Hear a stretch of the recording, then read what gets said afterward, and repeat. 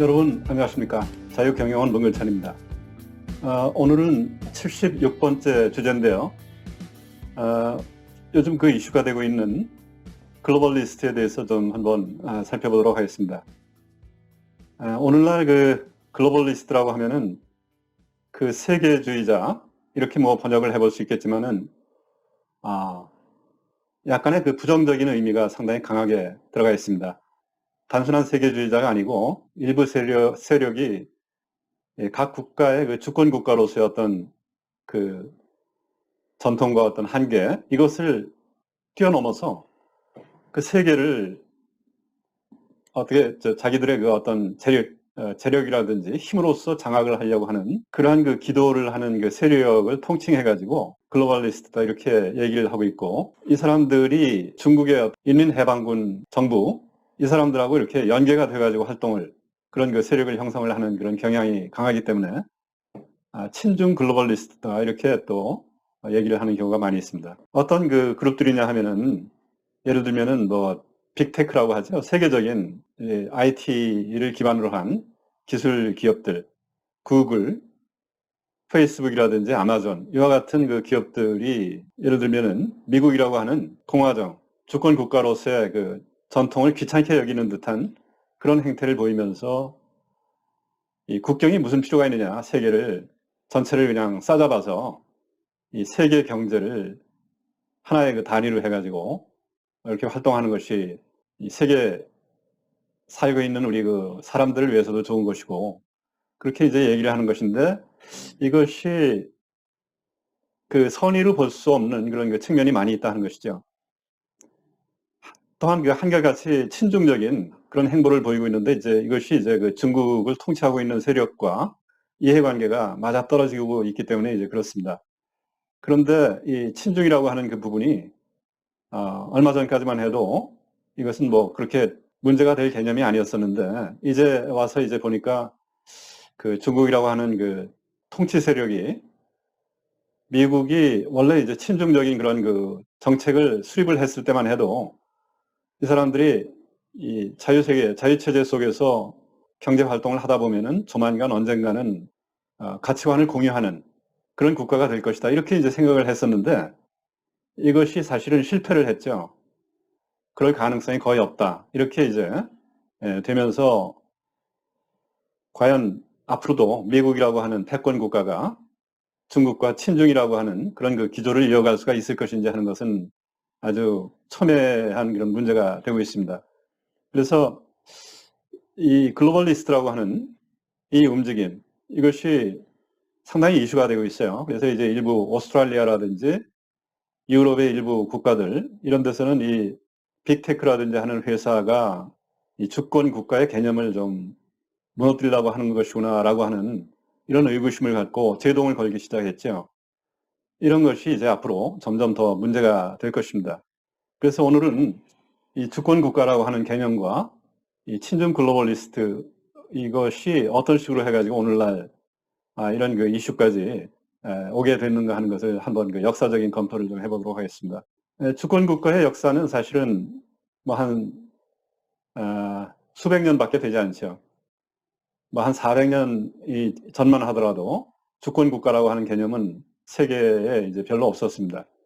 유럽 대륙이 이제 앞서가는 그 나라였으니까 그쪽만 좀 먼저 보자면은 1500년대, 그리고 16세기죠. 16세기에 가장 강했던 그 왕국은 이제 스페인 왕국, 스페인을 중심으로 하는 이 왕국이 이제 유럽 전체를 갖다가 정복을 하려고 하는 이러한 그 위기 속에서 이제 이것을 이제 자기 나라를 지켜야 되겠다라고 하는 그러한 그 움직임이 이제 일어나면서, 뭐 장보댕이라고 하는 그런 학자, 이런 사람들은 국가론이라고 하는 책도 냈고 하면서 이제 이 국민국가, 네이션 스테이트죠. 이 국민국가라고 하는 개념이 이제 싹트기 시작했다, 그렇게 되어 있기 때문에 이 주권국가라고 하는 개념은 뭐 한 400~500년 정도의 역사를 가지고 있다, 그렇게 볼 수가 있겠습니다. 그렇게 하면서 그 각 국가마다 중앙 집권적인 공무원 제도도 두고, 또 중앙정부에 의해서 임명되는 어떤 그 직업군인 제도, 이거를 중심으로 한 상비군이 또 형성이 되고, 또 화폐라든지 하는 경제, 이것을 중앙정부가 이제 관할을 한다라고 하는 그런 개념.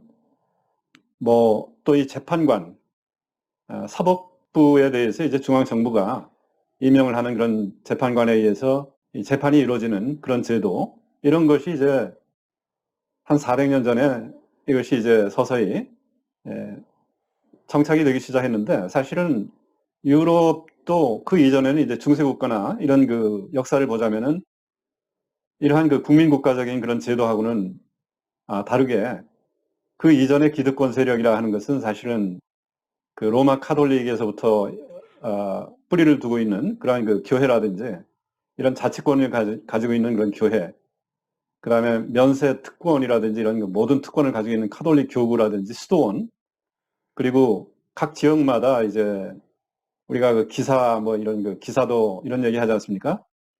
그 무장한 가신에 의해서 이제 각 지역마다 이 조그만 국가들이 이제 자기가 자기 공국을 갖다가 이렇게 방어하는 그런 가신들을 거느리고 있었죠. 그리고 그 지방 영주들이 세금을 징수하고 이런 식으로 돼 있다 보니까 오늘날의 국민국가하고는 이제 완전히 다른 거 아닙니까? 그렇게 됐는데 급속하게 유럽에서부터 이제 국민국가가 탄생이 됐습니다. 그래가지고 이것이 전 세계적으로 이제 주권국가라고 하는 개념들이 퍼져나갔는데, 그러고 나서도 옛날 그 제국이라고 하는 그런 그 하나의 관성이 있어서인지 유럽 국가들이 주권국가가 되고 나서도 앞서가는 뭐 독일, 프랑스, 영국 할 것 없이 식민지 개척에 또 뛰어들었죠. 제국이 되려고.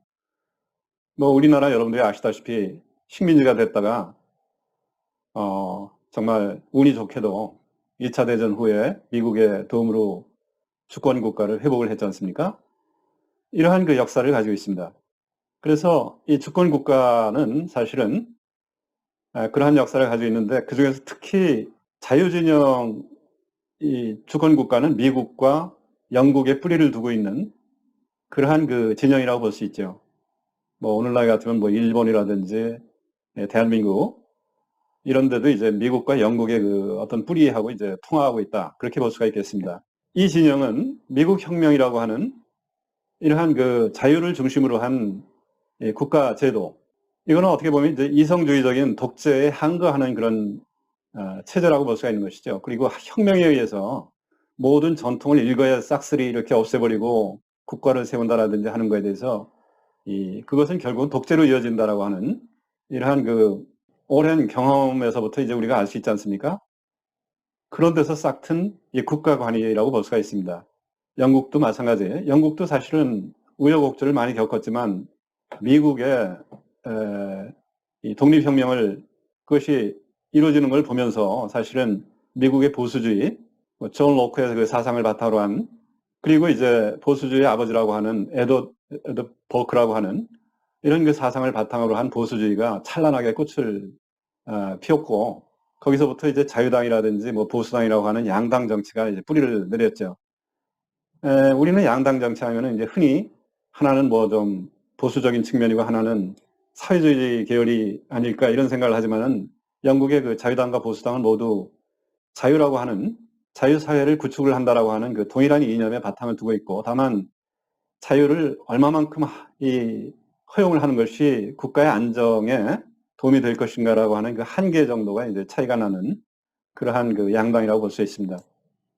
그래서 자유진영이 형성이 된 반면에 이 주권국가 중에서 대륙 중심의 이 사회주의 진영이 또 생겼죠. 이거는 이제 그 뿌리가 프랑스의 계몽주의, 여기서부터 뭔가 이성 만능주의라고 이제 볼 수 있는 그런 사조에서부터 생겼다고 볼 수 있습니다. 프랑스 혁명, 이거는 이제 모든 전통을 완전히 아주 날려버린 그런 그 혁명이라고 볼 수 있는 것이죠. 여러분들 그 프랑스 혁명 하면은 뭐 좋은 얘기가 많이 이렇게 나돌고 있지만, 사실은 그 수많은 학살, 뭔가 기존 전통을 고수하려고 하는 세력들은 다 잡아다가 감옥에 넣었다가는 이제 길로틴에서 목을 잘랐던 그런 것이 이제 프랑스 혁명이죠. 이와 같이 그 대륙적인 이성주의적인, 이건 자유를 앞세우고 있지만 사실은 뭔가 타협을 한다라든지 이런 것이 이제 허용을 하지 않는, 왜냐하면 이성이 자기들이 생각을 했는 그 이성, 이거를 지고지선의 어떤 그 가치로 여긴다. 이렇게 되다 보니까 완전 무결하다고 생각을 하는 거죠. 자기들 생각이. 그리고 자기의 그 반대편, 이 적들은 오직 공부가 덜 돼서 이 정보가 부족을 해서 아직까지 몰라서 그런 것이지 어떤 진리를 깨닫게 되면은 당연히 우리와 같은 생각을 할 것이다. 이와 같이 타협을 하지 않는 그런 그 사고방식이라고 볼 수 있습니다. 그렇게 되다 보니까 그 해결책이라 하는 것은 결국은 혁명이죠. 프랑스 혁명, 거기서부터 로베스피에르라고 하는 그야말로 폭군이 나왔지 않습니까? 그리고 1884년 혁명인가 유럽 전체가 또 혁명의 물결 속에 이제 휩싸이고 나서는 이제 마르크스라고 하는 이러한 그 사조가 또 생겼죠. 그리고 뭐 러시아 혁명, 거기서부터는 또 레닌, 스탈린이라고 하는 그 전체주의 체제가 들어섰죠. 이와 같이 이 대륙적인 주권 국가 개념은 이상하게도 전부가 이제 전체주의 쪽으로 이렇게 흘러갔습니다. 그래서 이 절대 이성을 필연적인 어떤 당연히 모든 사람이 따라야 하는 그러한 그 절대 개념인 것처럼 이렇게 내세우는 이것은 상당히 위험하다 하는 것이죠. 그래서 이제 두 가지 조류가 이렇게 나눠져 가지고 그 팽팽하게 대립을 했던 그 시기가 우리가 잘 아는 냉전 아닙니까? 냉전 시대. 근데 이제 1991년도에 구소련이 이제 해체가 되고 그동안에 축적됐던 여러 가지 불합리한 요소 이런 것들이 구조적으로 쌓이고 하다가 이제 버티지를 못하고 이제 망했죠. 그리고 나서는 사실은 이 친중 글로벌리즘이 발생할 때까지 한 3, 40년의 그 세월이 흘렀는데 이 세월 속에서 사실은 이 자유진영이라고 하는 우리도 마찬가지입니다. 우리도 마찬가지고 미국도 마찬가지고 이 자유진영이 사실은 좀 느슨해졌다. 주적이 없어지다 보니까 그런 것이죠. 원래 팽팽한 긴장 속에서 체제 경쟁도 하고 이념 경쟁도 하고 하면서 갈고 닦고 이렇게 해야 되는 건데 그야말로 긴장의 그 끈을 놓고 하다가 더군다나 이제 이 중국이라고 하는 그 공산 통치 인민해방군 이거는 공산당이라고 하는 당이 통치하는 나라도 아닙니다. 사실은 그 뿌리를 보자면은 모택동이 만든 인민해방군이 통치를 하는 나라예요. 그래서 사실은 그 국가 전체를 내부의 국민 중에서도 선택된 그런 국민이 있고 저쪽 지방에 사는 그런 국민이 있는데 지방에 사는 국민은 그야말로 이제 거주 이전의 자유도 없는 그런 사람들입니다. 내부 국민을 갖다가 이상하게 이렇게 나눠가지고 식민지처럼 통치를 하는 나라라고 이제 볼 수 있는 것이죠.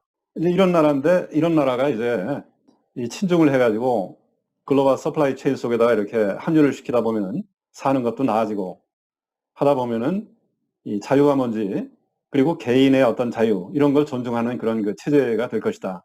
그렇게 봤는데 사는 거는 좀 나아졌을지 모르지만 이 개인의 자유를 존중하는 그런 체제가 되지는 않는다 하는 것이 거의 그 증명이 된 것이죠. 그럼에도 불구하고 그런 속에서 이 글로벌리스트라고 하는 그 세력들이 이제 생기게 된 것입니다. 말씀드렸던 빅테크라든지 빅머니라든지 어떤 이 금융, 이 나라의 그 국가적인 주권 국가의 울타리를 뛰어넘어서 세계화된 그런 그 금융그룹이라든지 그리고 이런 사람들하고 이렇게 같이 또 연계가 되어 있는 어떤 정치 세력들 이런 사람들이 이제 글로벌리스트를 또 형성을 하면서 이 친중 계열을 이루게 된 것이죠. 그래서 이상하게도 하나의 그 아이러니컬한 그 측면이 뭐냐면은 미국이라고 하는 자본주의의 그 최첨단 국가의 핵심 세력이 이 인민해방군하고 거의 비슷한 행태를 보이게 됐다 하는 것이 굉장히 그 아이러니라고 볼 수가 있습니다. 그 비슷한 행태라고 하는 것은 뭐냐면은 일반 국민들을 비판 정신을 가진 하나의 개인으로서의 국민 이런 식으로 이제 대하는 것이 아니고 우리가 소위 얘기하는 매스, 군중, 때 이런 식으로 이제 만드는 그런 성향이 있는 것이에요. 그 중국에서 이제 그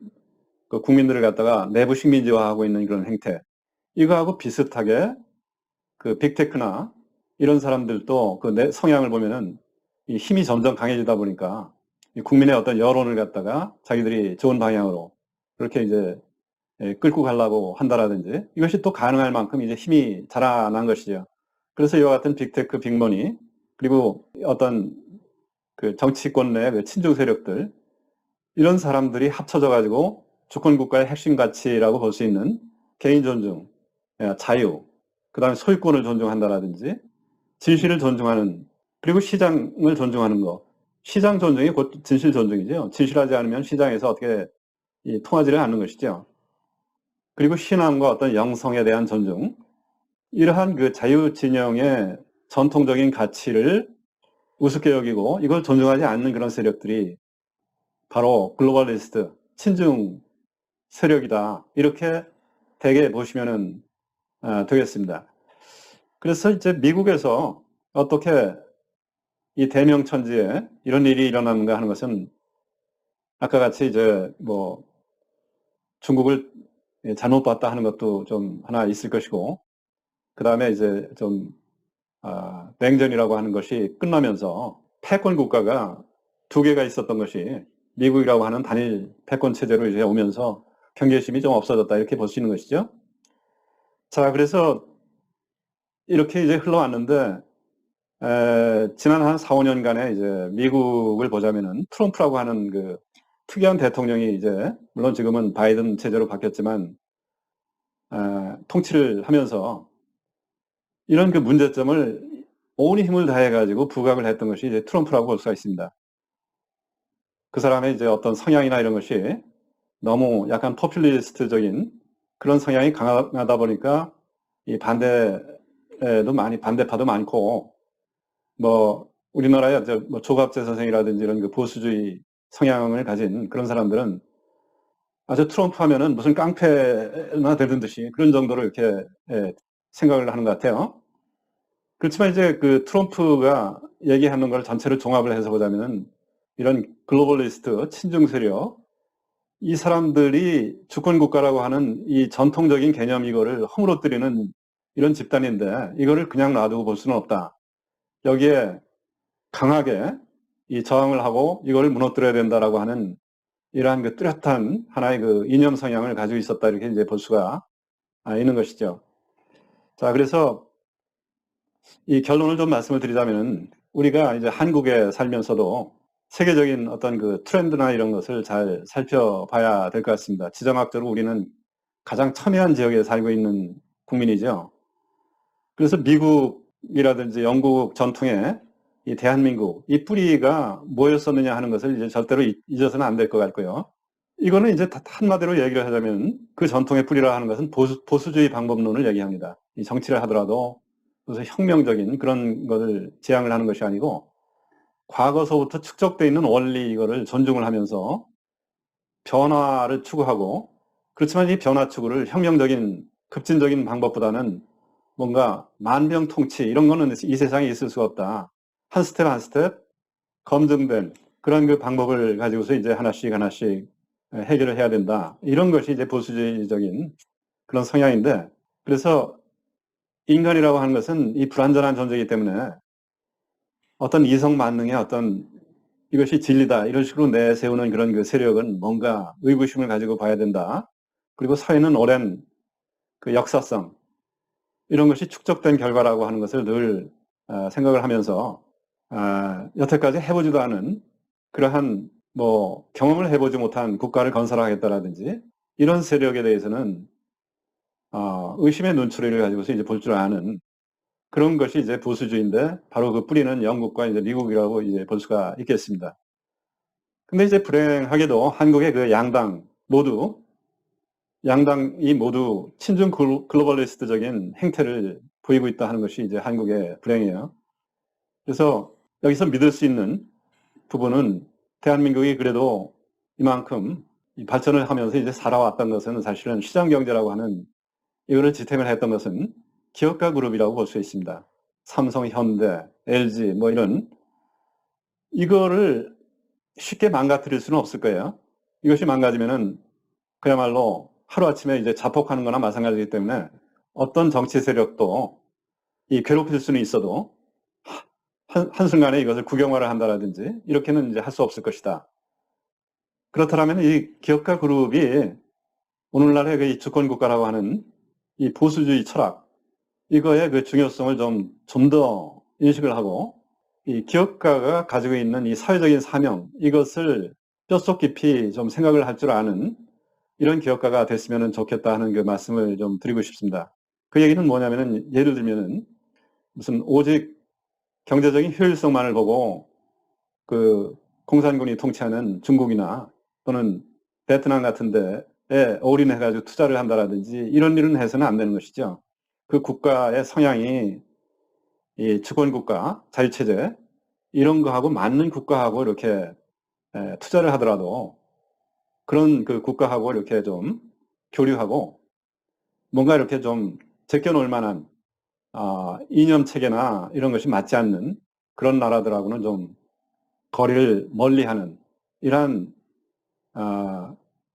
이념이 뭔지, 그 다음에 이 자유체제에 있어서 이 기업가가 얼마나 중요한 그 그룹인지 이러한 그 본분을 좀 생각을 하는 그러한 그 기업가가 됐으면 좋겠다 하는 말씀을 결론으로 드리고 싶습니다. 감사합니다.